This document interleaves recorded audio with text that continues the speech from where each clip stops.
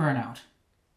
It's a term and an experience that a lot of us have become more and more acquainted with over the years. In our age of online media personalities, you've probably heard of at least one influencer talk about burnout caused by the endless demands of social media platforms pushing you to constantly make content as fast as you can while simultaneously defining that content as showcasing every single aspect of your life to an audience. Or because we live in a society defined by work culture that demands that every moment of our lives be devoted to being useful and productive, maybe that's where you become familiar with the term burnout. And I want to take today's video to talk about how that state, that exhaustion, is weaponized specifically against transgender people by hate groups like TERFs or the alt-right. But also, I want to take this idea and push it a little bit further because I think there's this huge overlap between the autistic and transgender community, and I think that intersection often gets forgotten, especially in how transphobia is particularly destructive to neurodivergent and autistic trans folks. And given that I myself am autistic and transgender, I want to be open about the fact that what we're going to be talking about today, well, it's kind of affected me. What we're going to be talking about today, this feeling of burnout, this feeling of being adrift, lost in an endless sea floating, about to drown. It's a feeling that I've been feeling. And how, because of that, as well as some other things that are much, much more positive than what we'll be talking about today, I'm planning on making a few changes, both in my life and to this channel going forward. And don't worry, this channel isn't going anywhere or going away or anything like that, but, well, we'll get there. That being said, I think it's time to talk about burnout. Burnout is that state of exhaustion, either emotional, physical, or mental, that comes from being overwhelmed, drained, or constantly needing to meet demands. There are a ton of misconceptions about the transgender community just sort of floating around. Everything from the belief that transgender people don't understand how biology works, to transgender people are just gay folks with a different outcome. And these misconceptions are all common thoughts that get stated about the transgender community, but on the whole, they're just basically incorrect. Yet these misconceptions have seeped into the public consciousness. They start to float around, if you will. And these misconceptions can seem innocuous enough. I mean, I'm existing in here with them. I mean, we can even explain them all away pretty easily. Like, let's see, this one right here. Transgender and non-binary folks are a new phenomenon in history. I mean, that's a simple misconception. I could point out numerous things that show that transgender people have been around for as long as humanity has been around. I could point to specific people like Roman Emperor Elagabalus, who notoriously liked to dress in women's clothing and supposedly, quote, was delighted to be called the mistress, the wife, the queen, Hierocles. Sounds like someone liked having their gender affirmed and not having their dead name used. Or I could also point to entire cultures like many indigenous tribes here in the United States that accepted individuals outside of today's gender binary, like Two-Spirit folks. So look, I take this one, debunked, you know, it's gone from the public consciousness, at least in the people that hear my message. Yet, it's never just one version of that ball, is it? These misconceptions still exist, and it's the same one over and over again, and if I run into another person who holds it, it's still there floating around the public consciousness because they could propagate it and they could say it to other people. Even further, the act of debunking these misconceptions often falls upon transgender people ourselves. Because they're often wielded against or can crop up in everyday situations, it's in our best interest to have to handle it. And so the energy that's needed to be expended to get rid of them is often placed upon transgender people. For example, I remember when I was working at one of my old digital marketing jobs, and I was looking into if I could get on my company's healthcare plan or not. But to get the plan, I needed to know if they would cover my specific needs as a trans person, like giving me access to hormones. Would they actually cover that in the plan? But the company had just been acquired by a larger company because, yay, capitalism, so the healthcare plan was in flux, and we didn't necessarily know specifically what it was going to be. And also, we technically weren't considered employees of this new company yet, so I wasn't allowed to see in-depth information about their healthcare plan.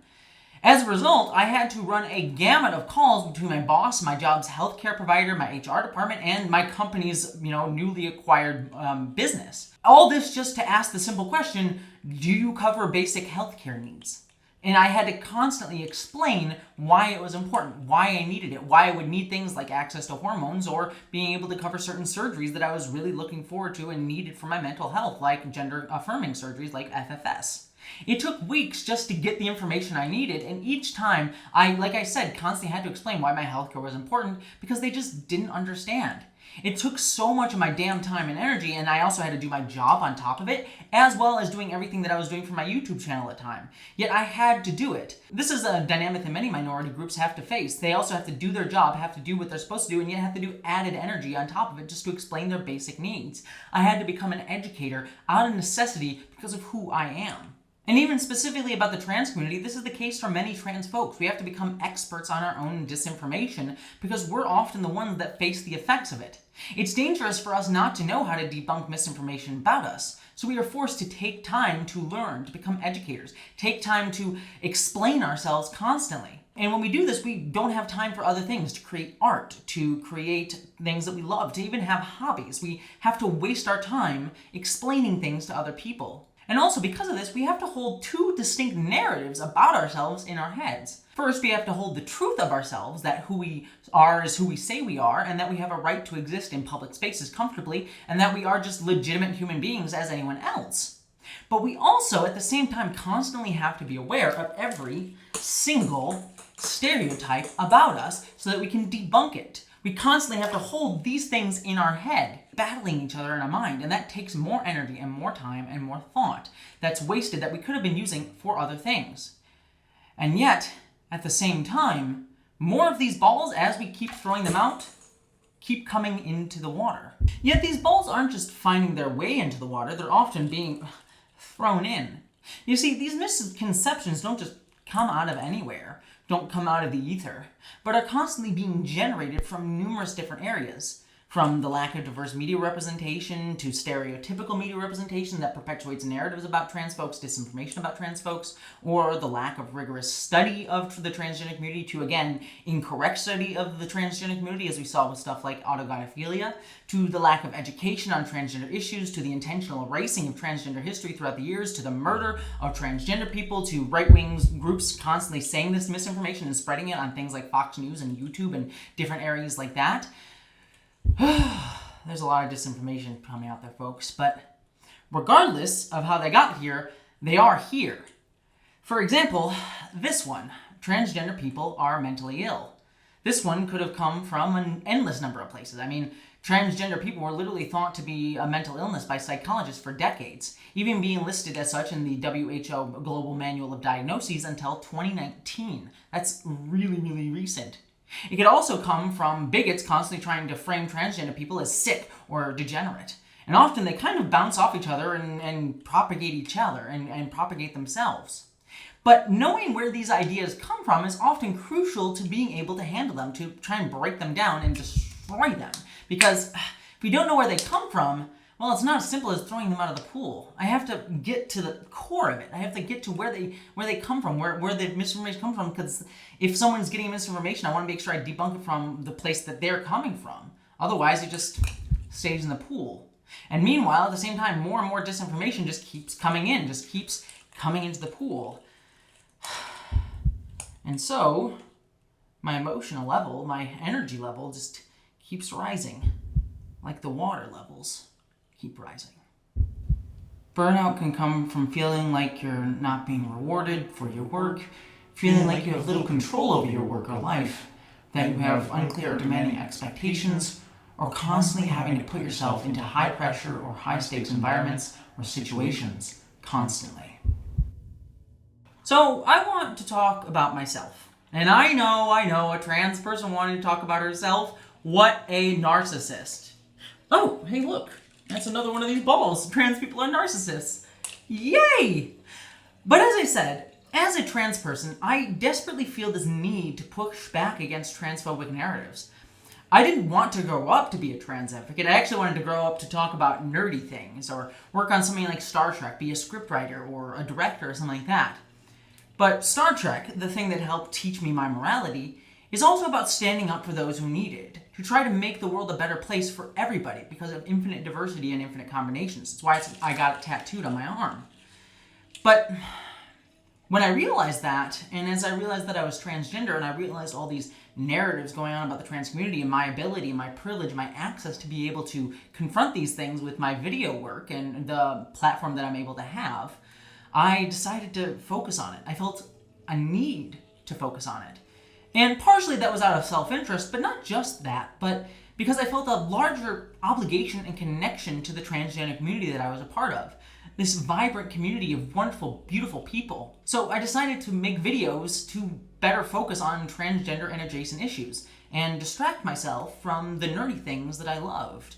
I had to change the direction of my life because I was trans and I felt that I needed to put my energy into that instead of focusing on the things that initially called me, that initially inspired me. Not to say that being trans and advocating for trans people doesn't inspire me. In fact, I really like it. It does inspire me every day. Why do you think I'm doing videos like this? And I do think I'm good at it. I mean, I'm not the best. There are certainly other people that advocate for transgender issues better than I am, but I think I do a fairly decent job of breaking down these issues and trying my best to explain them in a creative and fun way. And even more, I like doing it too. I like the researching and studying, but it's not what I've always wanted to do. I feel this obligation to and a constant pressure to keep putting my energies forth over and over and over again. Address the transphobia, the narratives, the misinformation, the stigma against trans people. And that takes a lot of energy. And you see, I'm also autistic. I'm on the autism spectrum. And that itself brings its own stigmas and misinformation and harmful narratives. I mean, there's a bunch of misinformation about autistic folks, which just adds more balls to the water, as well as for any other intersectional marginal identity, like someone being a person of color, they'll also have their own specific misinformation balls added to their own pools, things that they have to constantly tackle and address and think of instead of just getting to use their energy for other things. So each one of these different colored balls now represents a different type of community that this misinformation is spreading about. And the more intersectional your identity, the more different types of information that you have to deal with. And as you can see, it starts to be overwhelming. And for me, particularly, also the fact that I'm autistic adds its own specific challenges. Part of how my autism presents is with enthusiastic oversharing and hyperfixations. I get extremely fixated on something and try to learn every single thing I can about it. It's why I know so much about Star Trek. I got into Star Trek and had to buy every single book, watch every single show, see every single movie, listen to every single audiobook, listen to every interview, read every behind-the-scenes thing, read every magazine, all that stuff. It was just part of my, need to hyperfixate on something and just learn everything about it. But this also combines with something like oversharing. You see, for many autistic folks, the normal type of conversations that we have doesn't make much sense to us. Like, I say a sentence, then you say a sentence, then I say a sentence, then you say a sentence. It's a very, very inefficient way of communicating. At least for myself, I like to just share everything I know about a topic all at once. It's why if you catch me in a conversation, I'll usually talk your ear off about one specific thing. It's not because I don't want to hear what you have to say. In fact, I'm very interested in what you have to say, but I find it more efficient, at least my brain does, to just spout out everything I have to say and then you respond. And that just seems to be the most efficient method. But that's how neurodivergent minds sort of think about things. And that combines with the fact that because I know a lot about certain topics, I can talk for a long time. I mean, look at my videos about Star Trek. I can talk about Star Trek for 50 minutes on just a single moment in a single episode. I can tell you every single thing about that bit. And the additional thing with that is it's really hard for me to filter out what's important and what's not. It's why my videos are so long. It's hard for me to not put every single piece of information into a video, whether it's relevant to my thesis or not. I mean, if you want an example of that, it was actually insanely stressful for me in this very video to even mention different transphobic misconceptions that I was talking about earlier without breaking them down and debunking them for you, even though they are ancillary to the thesis that I wanted to discuss here today about burnout. And don't get me wrong, this hyperfixation and oversharing and inability to filter out things can be a good thing. I like that my videos are thorough and provide unique resources for people who watch them, but it also makes them a lot of work. It can be a lot of emotional work and energy work, and again, it just wears you down. Yet, as I keep saying, these different misconceptions keep coming and keep filling up, and I keep wanting to debunk them. I keep wanting to talk about them and break them down and throw them out of the pool, and yet they just keep coming back more and more and more, just overflowing you. They combine and mix with each other. And so I keep needing to make more and more videos to keep trying to toss them out.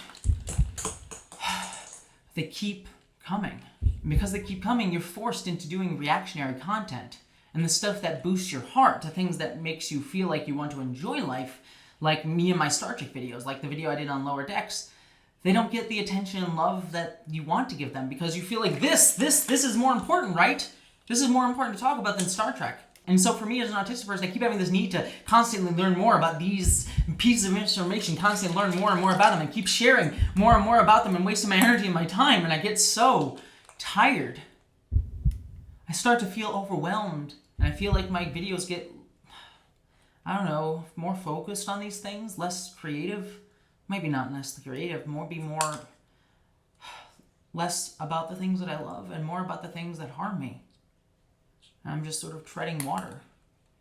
I don't get to be a person. I get to be reactionary to other people's misinformation about me instead of getting to live a life that I love. And I just feel also tired. But yet they keep cropping up. And I begin to lose more and more pieces of myself, my essence, my sense of joy, my love at the world, the things that are core to me. Burnout may seem the same as stress, but they're different. Stress is more like the feeling that you have too much pressure, too much motivation, that you just need to get through stuff and it'll be okay.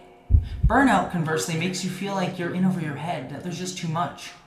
If stress is desperately trying to stay afloat, burnout is feeling like you're going under the water, like you're drowning. These balls of misinformation start to collide and combine to form bigger stories, narratives about the transgender community. For example, there's this narrative of rapid onset gender dysphoria, a bunk science theory that argues that kids are suddenly identifying as trans because it seems like the cool thing to do, that YouTubers are making it seem kind of awesome.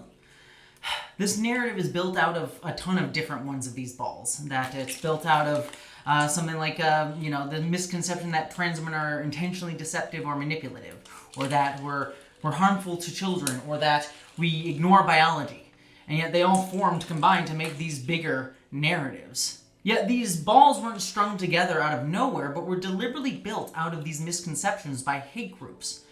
Rapid onset gender dysphoria was initially created by L.L. Lightman, who created the theory by putting a survey on sites created by parents who already believed in rapid onset gender dysphoria, basically begging the question of the study. And then once rapid onset gender dysphoria was created by the very people that were trying to perpetuate it, it got further perpetuated by those same groups. So the balls get created by people who already believe a lot of misinformation about the trans community. Then the ball gets multiplied and propagated by anti-transgender movements. For example, 2 prominent books written by anti-transgender TERFs cited the theory of rapid onset gender dysphoria. It's also been mentioned everywhere from Tucker Carlson to Joe Rogan. Then it becomes mainstream and begins to self-perpetuate itself in people's minds. And that's just one of many of these narratives that you'll see floating around about the transgender community. I mean, I could explain rapid onset gender dysphoria, take the time to debunk it and say that it's been proven wrong by numerous studies. I could even show you a video that I did that debunked it, or show you experts that have done work on debunking it, or people who have worked in the transgender community for a long time, like Julia Serrano, who has talked about it and debunked it thoroughly.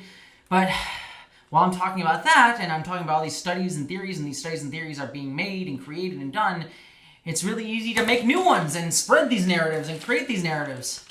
And as each one of these narratives gets created, the stakes begin to rise, the water begins to go up. You see, these narratives are often not just cultural narratives about trans people, but have very real effects on our lives.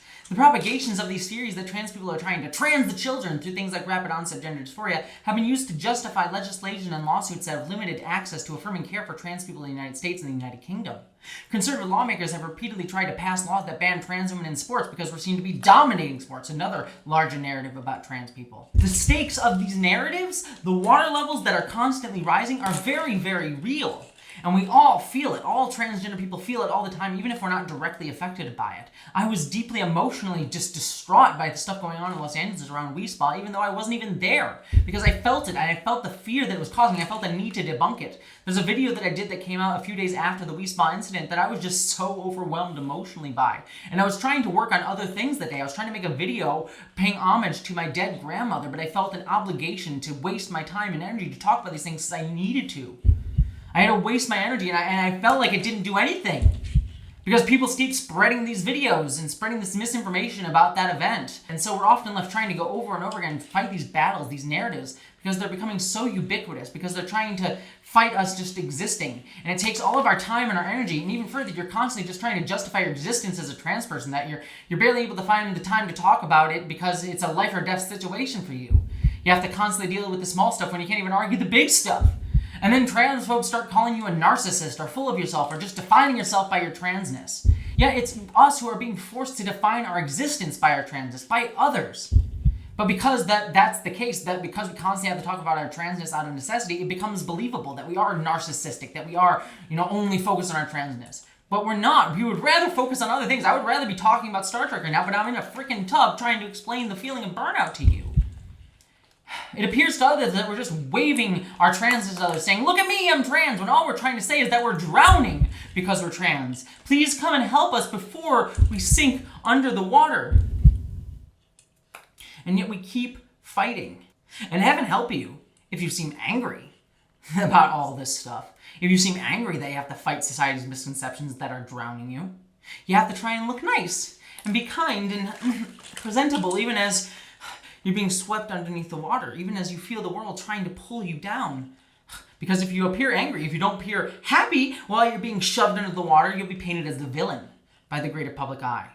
Hell, anger or no, any perceived misstep can be used against you. It will be used against you. For example, recently, transphobes like Graham Linehan or Andy NGO on Twitter attempted to paint two trans women who spoke out at a transgender protest in London as pedophiles for simply wearing a Pokemon shirt or wearing a dress that got caught up in the wind. It's so dumb and stupid, and yet they use this to say, oh, look, we're pedophiles. Oh, look, we're trying to harm the children, when we're just trying to wear a dress outside.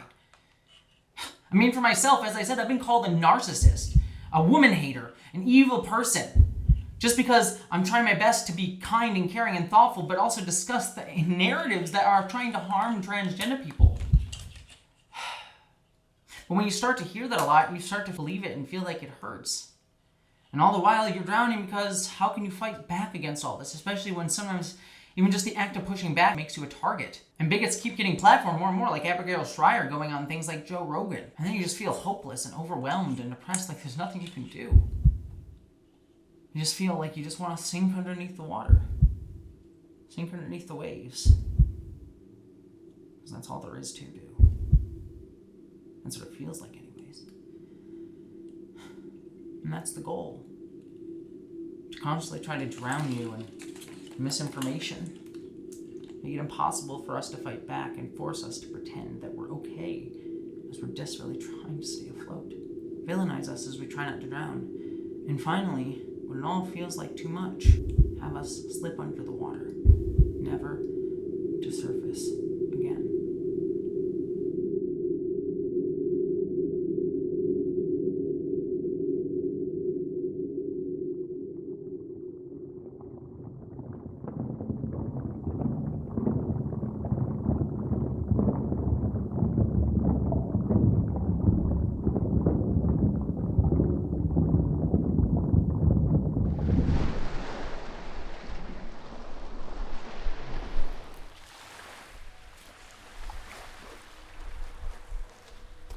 Hey there. So the quote that you just saw on the screen was a quote from Black activist Toni Morrison. It's a quote that describes a specific experience that I don't have as a white person, and yet at the same time it has this intersectional resonance because the tactics used against marginalized groups are often very, very similar, even if the histories and how they present themselves for these different groups are very different. There will always be more misinformation. There will always be something else to debunk about yourself as a minority and someone having to deal with bigotry and hate. And the more intersecting marginalized identities that you have, the more fighting that you have to constantly do. And it is worth fighting those who spread misinformation. It's an important thing to constantly battle, but it is a constant battle. That's their goal, as they say. It's about making you constantly have to fight. It's constantly distracting you to wear you down and not let you focus on living a life that's worth living. And that is the cure for burnout, by the way, to live a life worth living. Burnout occurs when you feel trapped and overwhelmed, like there's nothing you can do and what you're doing isn't helping or contributing anything. And so when you're constantly fighting misinformation over and over and over again, yet it keeps cropping up, burnout happens because you feel like you're not changing anything, you're not doing anything. And I don't mean to say that fighting back against bigotry can't be fulfilling. Believe me, it most certainly can be. But on YouTube, it also is often reactionary and never-ending. And in our culture in general, it's often reactionary and never-ending. And the way to be fulfilled and to fight burnout is to be creative, to make work or things that inspire you, and not drown yourself in hardship. And so, this is what leads me to my announcement that I mentioned at the top of this video. First and foremost, if you hadn't guessed, I've been experiencing that burnout. I love doing these videos, but it's just hard for me to constantly try to make these big scripts every week. And while I wish I could just make shorter videos, it's just not who I am. It's not what I like my voice to be. I like making long, big explanation videos. That's just who I am, and it speaks to me as an autistic person, a trans person, and someone who just likes to be creative. And the difficulty that creates, besides just facing a long edit and having a lot of work to do for each video, is the fact that I have to expose myself to transphobia and hatred constantly while doing so, deep diving into all these different things because I want to explain it thoroughly, and it just makes it that much harder on my mental health. And as much as I love doing it, as much as I like to fight back against this stuff, it's just not easy to do on this schedule, doing it every single week. And on top of that, I've also started to find my artistic voice more and more. I feel like I'm someone who's not only good at explaining complex and hard topics, but also good at underpinning those topics with an ability to express what it feels like emotionally through editing or autistic flourish. I said autistic flourishes, I meant artistic flourishes, but I guess autistic flourishes too. But I mean, I'm proud of the videos that I've done, like the nature of work, the Loki video, and my video on grief for those very reasons. I want to keep doing more of them, but I can't keep doing it at this pace and maintain the level of quality and skill that I want to achieve and also be okay with my mental health. I want to make things better, not more. Quality over quantity. So the announcement is, instead of doing a video every single week, I'm going to start aiming to do 2 videos a month, with the goal of eventually even going to 1 really great video a month. I want to use these videos to push myself creatively, to feel that sense of creative fulfillment. Because the way to fight the hopelessness of burnout is to foster your own creativity. It's exactly what transphobes and bigots don't want. They want us to constantly fight back against them and never get a chance to flourish. Well, fuck that. I want to flourish. And I've been wanting to set this goal for some time, but it's happening now because on top of this feeling that I've been having outside of YouTube, I also have some really, really amazing stuff that's going on in my life right now, like literal life goal achievement stuff that has started to happen in my life, and I can't exactly share it yet, but I'm so excited for it, even though it's gonna take some time for me to be able to announce it, but it should be pretty soon. But in doing those things, it's also going to require a lot of my energy, and so I want to make sure that I don't add that burnout on top of the burnout that I've already been feeling. So all of that considered, by the way, I'm going to be using my patron support, the money that all of you help give me, to hire my close personal friend and creative partner, Lucian. Someone who has been my constant friend, the first person who I came out to, by the way, the first person I came out to as trans, and someone who I love and adore. And some of you may know from him being in this community and also his podcast, Gaze the Round. But I'm going to be hiring him as my editor and just to be a behind-the-scenes helper on this channel, to help me with scripts and things like that, uploading and stuff like that, some of the day-to-day work of YouTube. Not only will this help me avoid my burnout, but also help him, by the way, have a chance to deal with some of his own burnout, because he's been dealing with a lot of stuff in his own life. Not my story to tell, but I'm honestly really, really excited to be able to hire him because I think it will be able to really help him. So I'm excited to be able to share that possibility with him in this. I am so thankful to all of you patrons to not only help me now, but to help him and help his life. And I'm so thankful to all of you for that. But to wrap this out, my only worry in all of this is that burnout feeling. Like I said, the algorithm has a way of promoting yourself burning out. It's by no means a coincidence that I feel my most personal, my most poignant and poetic, and my most positive videos, like my video on grief, my video on Star Trek Lower Decks, and my video on Earthsea, the videos that meant a lot to me, I put a lot of work into, and I loved, all completely bombed in views in the algorithm. This despite the fact that they're the best videos that I've ever done. Yet my videos that I've done on transphobia and bigotry, the ones that I'm really proud of but are really draining to make and are emotionally taxing and are part of that burnout feeling that transphobes want you to feel like I've been talking about, those videos are the ones that constantly do well. It's because our culture and YouTube and the algorithm likes to fuel rage, resentment, and anger. It likes to push those things. And that sucks. And it sucks that my financial well-being has to rest on pumping out negativity instead of things that are creatively fulfilling. But again, I say, fuck that. While I want to do videos fighting back against transphobia, I want to do them on my terms and on my energy and with my consistent hope for the betterment of humanity at their core. Not being dragged down the endless culture war that our damn society seems hellbent on constantly paying lip service to wanting to end, and yet constantly fuels with its endless piles of capitalist and power and influence-seeking endeavors that promote it. I don't seek to be an influencer. I seek to be someone who promotes positivity and passion within myself, as well as within the community that I hope to try and foster. No matter how big or small I'm able to make it. If it's small, if it's tiny, if it's 10 people, I don't care. It's a community that I care about. And I'm lucky enough to have that community and to be able to share my creativity and love within it. And so, that's the announcement. 2 videos a month, and eventually, maybe over the course of the next few months, going down to 1. I'm going to be hiring my best friend Lucian, and I'm going to be working on videos that feel much more artistically fulfilling without losing sight of my geeky nerdiness, my awkward self that I am, as well as my desire to fight back against hate and bigotry wherever it comes from. And also on top of that, I have some dream life achievements that I'm so excited to share with you soon. It's going to be different and scary, and maybe it won't work out, but I want to pursue this, because that's what life is, pursuing things that matter to you.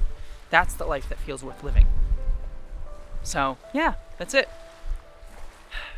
And I just want to say again that I know that this is what I have to do, and it's a risk that I want to take, and I'm only able to do it with all of you. We're going to do it together. I want to say thank you to all of my viewers, all of the members of my community, all my subscribers, and especially my patrons for making this possible. I wouldn't be able to take this risk without your support. But regardless of any of that, I love all of you. I love this community, and it's why things like my live streams and stuff like that aren't going away. Nor the watch-alongs or any of the things that I'm doing on my Patreon, because this community also insulates me from burnout. And by the way, I say I'm going to be going down to 2 videos a month, but I'm still going to be doing my Star Trek reviews and talking about movies and things on my secondary channel, so 2 videos a month, quote-unquote, but you know what I mean. But these are things that make me happy, and sharing that joy with this community gives me a place to feel myself, feel joyous, and I hope it does the same for you. So thank you so much for being here. Thank you for allowing me to do this, and I love you all, and we are all going to make a life worth living. Screw burnout, screw transphobes. I'm excited to build this together. And thank you all for giving me the grace to do it.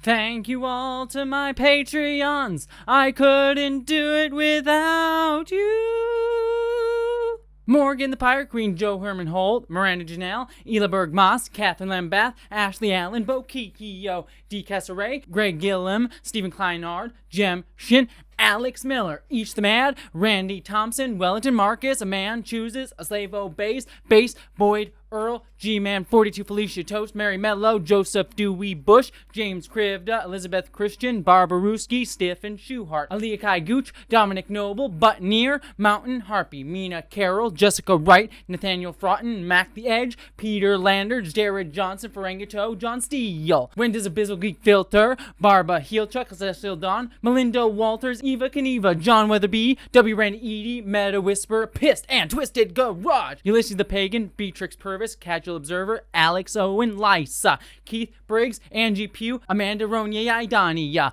Odd Just Odd, Maggie the Goblin, Tiffany Danger, Candyman, Emily Loomis, Flynn, Gretchen Badger, Jessica Chapman, Chloe Dollar, Lamia, Kalis William Stewart, Andrew Lamoureux, Sarah Bystam, Sky Skignar, Laura Demereau, Nathan Steele, Noble Monster Comics, Mary Mack, Jacob Tovar, Lily, Hia Reeses, Andrew K, Sean Piper, Troy Stull, Maeve Jason Knott, Munir Amlani, Nikki Gordon Bloomfield, Crit Fax, Polly Mina, Shrib Machine Berlin, Strawberry Pup Tart, Michael Hardy, Michael Godey, Zone 1 Librarian, Jenny Marble, Pasty, Ver, Philip Hawkins, Mark Brown, Andy H, Corey, and Vale Honkin. Thank you so much, patrons. You are literally the best. Thank you for allowing me to do this. I couldn't do it without all of you.